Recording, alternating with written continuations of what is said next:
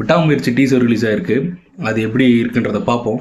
முதல்ல அந்த டீசர் வந்து ஒரு சர்ப்ரைஸ். ஏன்னா அந்த டைமில் தான் வரப்போகுதுன்னு யாருக்குமே தெரில. நைட்டு தூங்கி எழுந்துச்சு காலைல பார்த்தா டீசர் ஒன்று இருக்குது சன் டிவி சேனலில். ஸோ அப்படி தான் இருந்தது. அஜித் ரசிகர்கள் மட்டும் எல்லா ரசிகர்களுக்குமே இந்த படத்தோட டீசர்.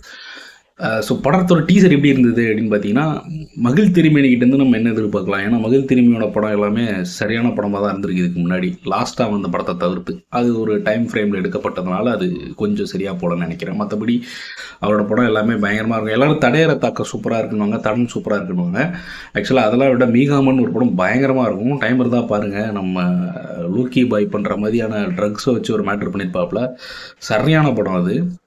அந்த மாதிரியான ஒரு டோனில் இந்த படம் இருக்கும் அப்படின்னு எக்ஸ்பெக்ட் பண்ணி தான் பார்த்தேன். பட் அதை விட்டு இது ஒரு நல்ல ஃப்ரேம்ஸ்லாம் செட் பண்ணி ஒரு மாதிரி ஸ்டாண்டர்டாக இருக்குது படத்தோட டீசர். இது என்ன படம் அப்படின்னு பார்த்தீங்கன்னா, ஹாலிவுட் படம் ஒன்றத்தோட ரீமேக் அப்படின்னு சொல்கிறாங்க இந்த படத்தை. ஸோ அதோட கதைப்படி பார்த்தீங்கன்னா இது ஒரு ஹைவே ட்ராப் ஃபிலிம்.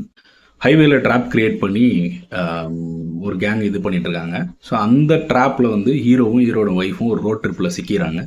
அதுலேருந்து எப்படி வெளியில் வராங்கன்றதாக தான் கதையாக இருக்க போகுது. ஸோ கதை இப்படியாகப்பட்ட ஸ்க்ரீன் பிளேல தான் இருக்கும். முதல்ல அந்த கேங்ஸ்டரை இன்ட்ரடியூஸ் பண்ணி அவங்க அந்த ரோட் ட்ராப்பில் எவ்வளோ ஹாரிபிளாக இருக்காங்க அப்படின்றதுல கதை போய், அதுக்கப்புறம் ஹீரோ ஹீரோயின் இவங்களோட லைஃப், இவங்களுக்கு அந்த ரோட் ட்ரிப் எப்படிப்பட்டது, அப்புறம் அதில் கதை பயணிக்க ஆரம்பிக்கும். அப்படி தான் இருக்குது டீசரை பார்த்தாலுமே.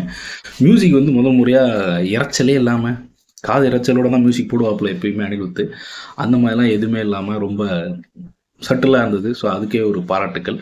ஆனால் கடைசியாக அந்த கட்டவுள்ளே அஜித்தே டோனில் போட்ட மியூசிக் மட்டும் கொஞ்சம் அவாய்ட் பண்ணியிருந்தாருன்னா இன்னும் பெட்டராக இருக்கும்.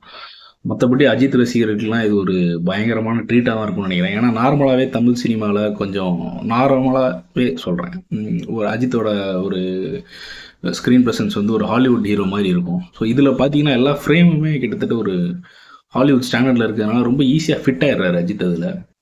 ஸோ அது அவங்களுக்கு பெரிய கொண்டாட்டமாக இருக்கும்னு நினைக்கிறேன் திரையரங்கில். அதுவும் பொங்கலுக்கு ரிலீஸ் ஆகுது, கூட நிறைய படங்கள்லாம் ரிலீஸ் ஆகுது.